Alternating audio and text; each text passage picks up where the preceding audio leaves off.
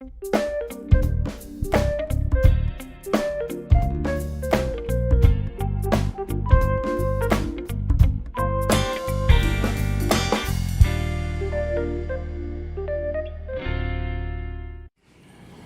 welcome everybody.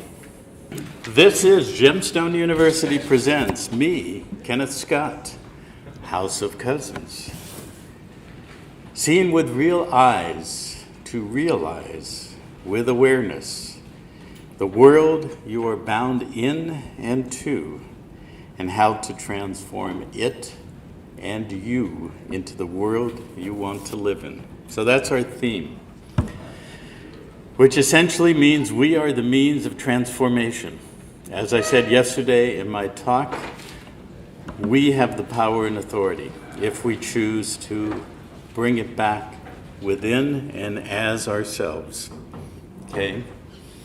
So I was talking to somebody earlier today, actually in this room, a little one-on-one talk, and we were talking about the nature of transformation. Because that's what this is all about, transformation. Anybody here heard the phrase, as above, so below? Yeah. Very good. And how about as within, so without? Absolutely. All right, you got both sides of it. Okay? Imagine that's a cross, like a Swiss flag cross. But you're only seeing two sides of that, okay? A two-dimensional image. If we were to move it a little bit, and you could see what's behind that two-dimensional cross line, what you would see is two infinity symbols, going like this, as above, so below, and like this, as within, so without. That's the nature of our containment, okay? Because we have allowed ourselves to be put into a containment field that we basically call the legal and monetary system. In law, it's called the civitas, the civil body. In Latin and in the Roman system, the civitas is that, the civil body. It's what contains the mass population. And as I said yesterday, there are only two things necessary for the system that we're in to be implemented. There are several more sort of close behind as the primary, but it's what I call, and what they, meaning them, meaning us, have created in this hologram for thousands and thousands of years, the symbol of the two pillars, the line of the king and the line of the priest. That's all that's necessary to lift us off the land and put us into the civitas and put us as the civil body and utilize us as a battery with our consent. Remember when I talked about yesterday, it's all based on consent. To put us collectively and individually as the battery that creates this hologram. So I talked about it in physical terms, history being the story of law to create the system called money in order to entrain and lift the global population into that containment field, to extract the resources, build the planetary infrastructure as both our prison and as their prize. Okay? So there's interesting points there I'm going to come back to, such as the use of the word prize. Does anybody know what that word actually means, technically speaking? What was the word, sorry? Prize. Okay? Prize. You ever heard of booty and prize? The claims of war on land and sea. Booty of land and prize of the sea. Have you ever heard of something called a letter of marque and reprisal? A couple of you have. A letter of marque and reprisal is a letter issued by a sovereign, a letter patent, which means the highest form of a lawful letter. A letter patent issued by a sovereign who is at war with another sovereign that allows the captain of a ship to essentially do legal piracy, to board the ship of an enemy combatant in order to capture, booty and prize on both land and sea. But basically, prize means capture at sea. Okay? So a letter of marque and reprisal means to mark the ship, board it, and essentially loot it for prize. People, persons, cargo, property, whatever is there. Means and methods of war. To reprise it back to the sovereign. And the captain gets to keep part of that prize. And he shares it with his crew. But the majority goes back to the sovereign, because the sovereign needs what? He needs his treasury to be replenished in order to maintain and continue war.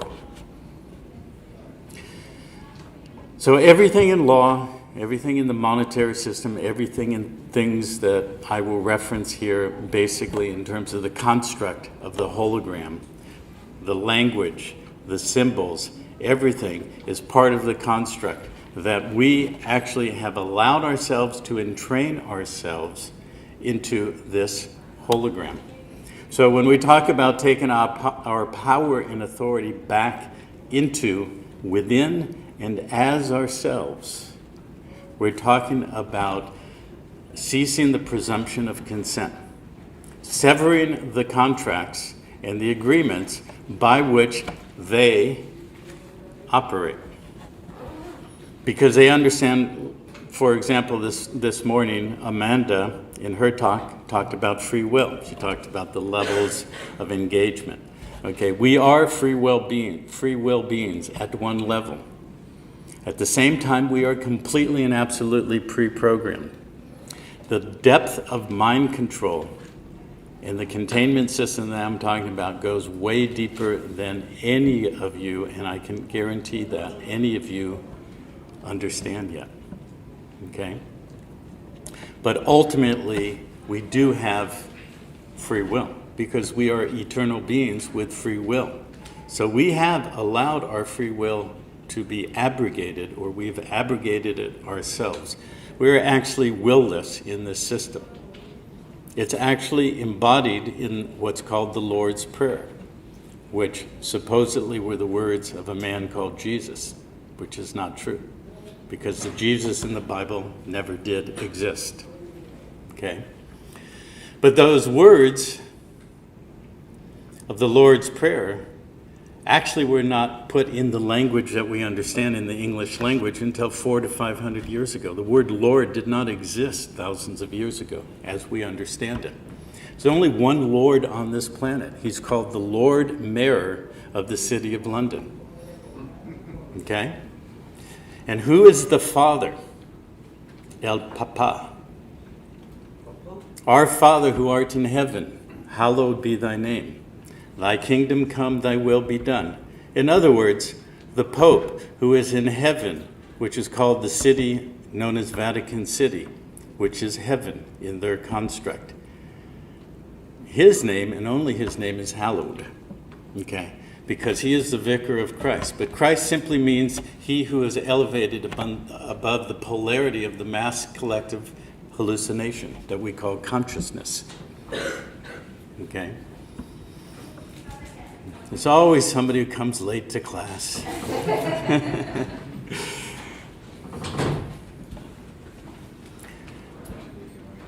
So they understand the nature of harmonics and entrainment and things of that nature.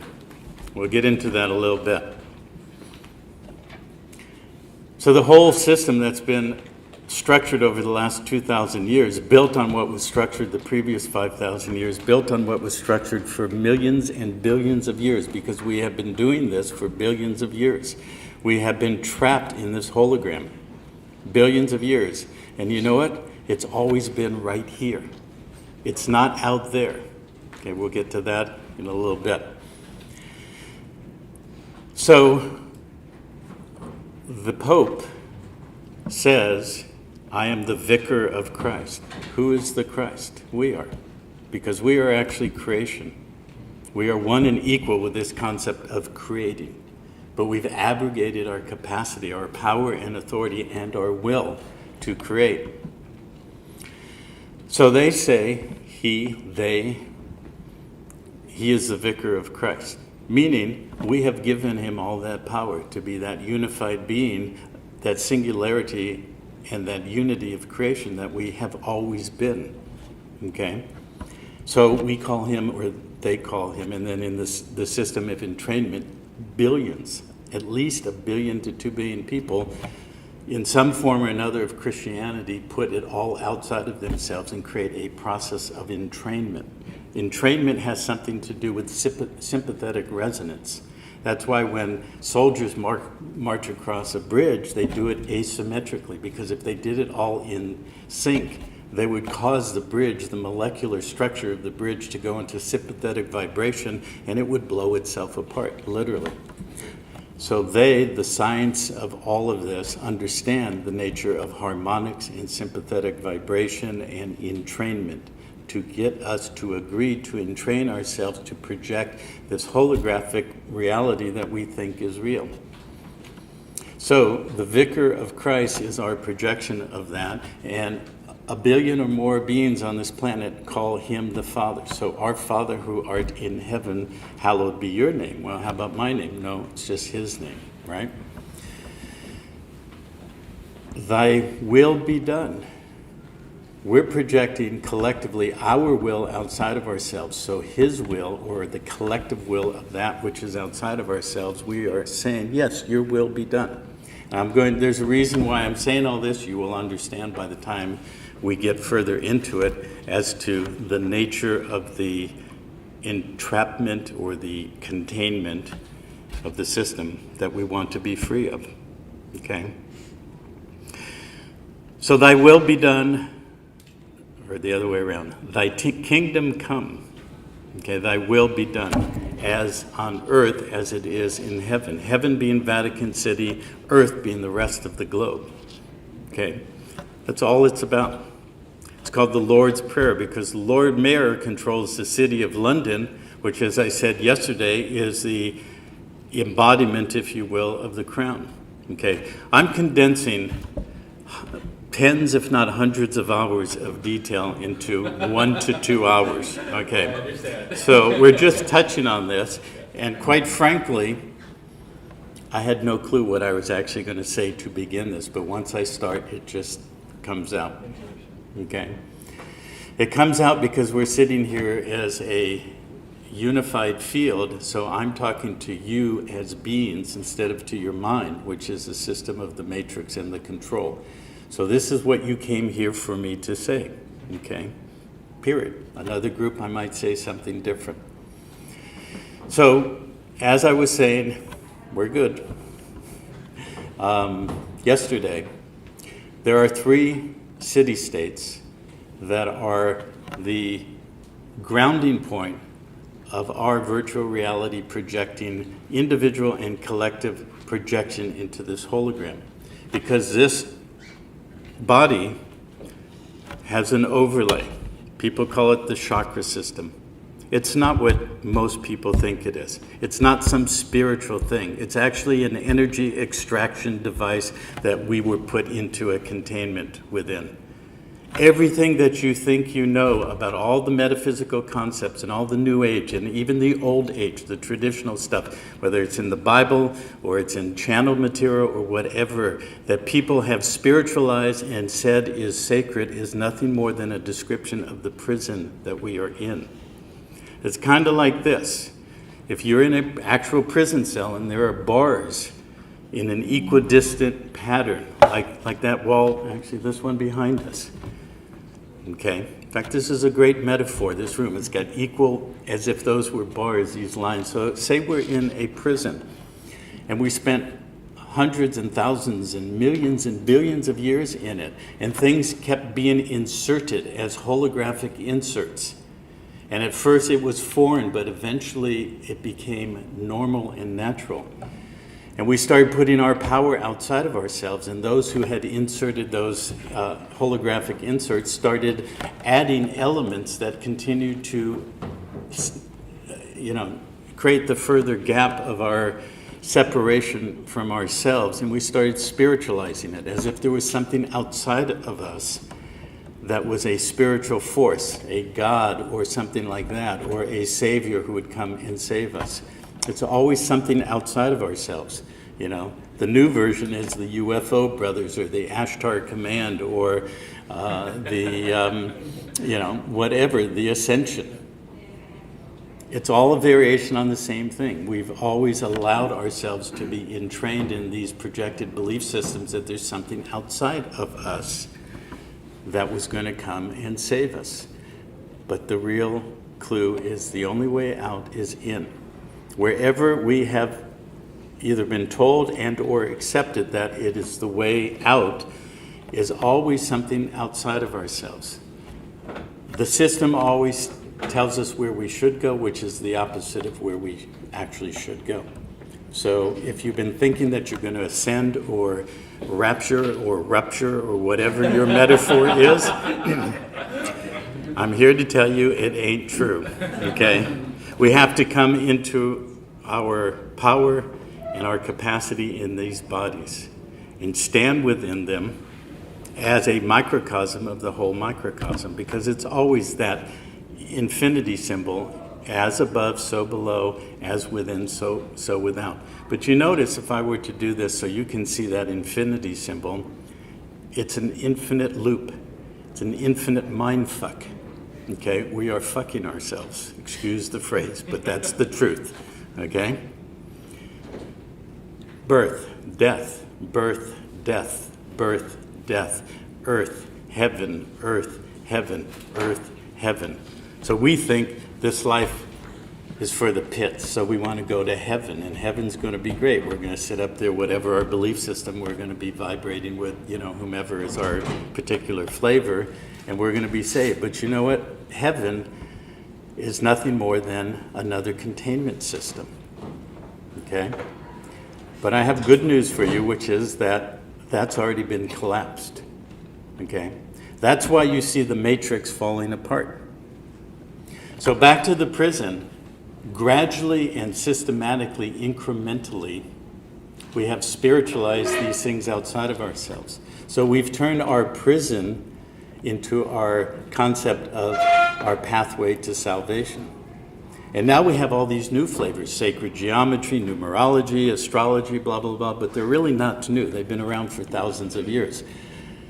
But certain beings were programmed to come into these lives to start becoming resonating capacitors that people were attracted to, because those people were pre-programmed. It's all an energy consumption machine. Okay? There's a lot more I could say about that, but essentially that is the underpinning of everything that has to do with the matrix. So, for example, I'm not going to take questions. One other point, for an example, for those of you who were here yesterday, the International Summit, offshore investment and so forth, and there was some very intelligent people up there on stage talking about the code in the Bible, the numerology and all of that, and modern day monetary activity charts and graphs of, you got to go this way and you got to watch for this wedge and this, whatever. That's still part of the prison. Okay. The bottom line is all of that is breaking down. We need to start creating the world we want to live in. So that's the title of this talk. We go back to it again. Seeing with real eyes, seeing the reality that we're really in, and realizing with awareness. And that word is used very specifically, not consciousness, because consciousness is part of the containment field. It's the new age, everybody's talking about expanding your consciousness. Well, consciousness is nothing but the creation of our minds. And there's an individual mind consciousness system, and there's a collective mind consciousness system. And it is, in fact, the beast of revelation. And guess who created it? We did. There's nothing outside of us. There is no we versus they, us versus them. We have met the enemy, and it is us. Okay? That's the rub, but that's also where the power lies. Because if we take full responsibility for being our own enemy, then we can take it into ourselves and we can transmute it and we can transform it. That's why this is about transforming the world we are bound in. in order to create the world we wish to live in. And the world we wish to bequeath to our children and their children and all the generations to come. And that's really who we all are. You know, anarchy, anarchists, those are just words. We could call ourselves anarchists if we want. But really, we are just an individualized expression of creation that we're finally learning that truly united we stand, divided we fall. So what is the primary mode of control in this world for thousands of years? Divide and conquer. But how has that been created? Because we're divided within ourselves. We created a fundamental schism and split and polarization within ourselves billions of years ago that we don't remember. Okay, but we are beginning to remember. And the remembering of that is our process of healing and transformation. And there's symbols and there's layers of that I could go into for hours, literally. Okay? Dismemberment. Okay? You know what that is? Taking your member and separating it from yourself. Not necessarily a gender-specific metaphor, but it can be. So why is the obelisk one of the several primary symbols in the control system of this world? Because there is a myth going back to Egypt about a few players. It's called the Ennead, which means the Council of Nine. At the top of the council was this being called Anu, which in the languages in Egyptian and Sumerian and Babylonian meant numerous things. It meant the Godhead, it meant heaven. There were a group of beings known as the gods who were called the Anunnaki. Okay? So Anu was at the head of this nine configuration, this nine position council. Out of himself, he birthed the four elements of creating the physical reality. And I forget their Egyptian names, but it's basically water, earth, fire, and air. Out of whom was birthed another set of four, two brother-sister twins, Isis and Osiris, Set and Nephthys. Isis and Osiris were the gods of light. Set and Nephthys were the gods of darkness. This is why the Masonic temples and places like Windsor Cathedral and so forth have black and white squares, because the esoteric secret societies training and so forth was done specifically to teach them how to play both against the middle, the dialectic, the polarity. Okay, and this started for our purposes in Egypt.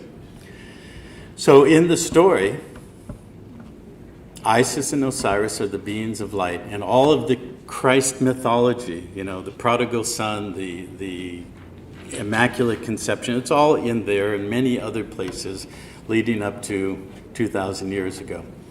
But in the story, basically, Set, being the evil brother, was jealous of Osiris being the good brother. And so when Isis, the goddess, was off somewhere, Paris, shopping for purses and shoes, Set murdered Osiris, and he dismembered or disarticulated him. He cut him up into 15 pieces, and you'll see this story, some people say 13, 14, but it was 15. Why? Because if you take the human body and you take each major articulation, you get 3 pieces on each of the 4 limbs. That's 12. Then the hip and the neck, 13 and 14. But in the male, there's a 15th member, the phallus, okay?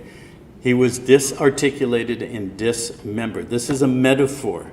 You can look at the Egyptian, everything, creation stories and so forth. You can look at the Greeks, the Romans. It's all outpictured there. If you study mythology, you will see the reality of the mind construction of the hologram in which we exist, okay? So he was dismembered and he was spread along the Nile, which was a metaphor for our spine. And there are 7 major temples along the Nile, which is the chakra system. And when Isis returned, she went and searched all the pieces and found 14 of the 15 and put him back together. I'll give you one guess which one she didn't find. Okay? But we can expand this from male or female physical bodies or genitalia and all of that, and just look at it simply as the masculine and feminine principle. The masculine principle is directive. The feminine principle is receptive. So there's something called electromagnetic field. It's one of the 4 physical forces in basic physics. So you need both to create. That's why they put them together, electromagnetic field, electromagnetic energy, and so forth. And so what we're talking about here is our willlessness, our dismembering of our capacity to be one and equal with our beingness as creators and part of creation, and separating ourselves from it. That's why we must remember, ground ourselves back into the physical. That's why the number of the beast is 666. Did you ever look at the periodic chart and notice that the one atom that has 6 electrons, 6 protons, and 6 neutrons is carbon? And that's the physical body that we're in, is a carbon-based life form. So it's all about, don't go there. Don't go in your body. Don't remember who you really are. Because if you do, you will have more power and capacity in your individual body that's one and equal with your being than all of the cabal combined. So Isis put Osiris back together and created a resurrected member, which is symbolized and energetically materialized as the obelisks, which is always put opposite the capital, which is the head. Okay, like in Washington, D.C. and other places. That is the castrated male principle, the decapitated male principle. And with that, she impregnated herself and birthed Horus, who then went to battle with Set and defeated Set, and the light won out, and Horus became, the prodigal son, and he rose, and because the sun rose every day, the Horus rising became the horizon, and because he defeated Set, he would sunset at the end of the day when the light came up. But the problem is, we think the light is what we need to go to. But there are plenty enough people who have died and gone into the light and or all of that kind of stuff, the near-death experiences, primarily Native Americans and other indigenous people, who will tell you that's just a recycling center. That's the infinity symbol, okay? Birth and death. You die, they grab your being, they put you in a containment field, and when you're ready, you get rebirthed. And they insert the control systems, the programming, and we live our pre-programmed lives. So this is all, you could see this microcosmically, mesocosmically, macrocosmically. It's all the replicated form over and over again, which means when we re-embody, we remember who we are, and we ground into this physical with our true capacity and our being, then we can create anything. Okay, it's like Neo said at the end of the first Matrix movie. I don't know where this is going to end, but I know where it's going to begin. And he could have been talking about right now, because this is where it begins. This is the year of creation. Okay, we're also in the age of consequences, where all that we have created within these loops of time over and over again must be addressed. So a lot of it is out picturing and all the crap we're seeing, all the collapse and the wars and everything. But at this point, we are standing at the point of creation where we can minimize that and start birthing the world that we want to be. So basically, Pantera de Oro and Gemstone, as we have been building it, is one of certainly many vehicles for us to achieve that. What makes us unique, us within our private society, which I will get into in the second half. We'll get into the practical detail of what we have created so far, where we're at, and why we would love to have you join us to help continue to build it. But basically, over my 25 years of studying law and money and all of that, based on the previous 30 years of studying many things, all this metaphysical and esoteric stuff, and science and many things in between, has been to distill it down into the essence of what I know we need to have to transform both ourselves and this world. And it's ours as a gift to create models and prototypes to be replicated not infinitely, we don't want to go back to that, but eternally, because we are eternal beings. So we'll get into that in the second half. But basically, back to our friends, Isis and Osiris, I could spend the rest of this day going into the detail. I could show you how the Old Testament and the New Testament has exactly been built on that. It's been built on the Egyptian mystery schools. It's very far and wide and deep, and it's been imbued and inculcated and hardwired into our beings and into our minds, and it's what we've accepted and allowed. But awareness with real eyes to see this reality is all we need, and a few other basic tools to transform that. Simple.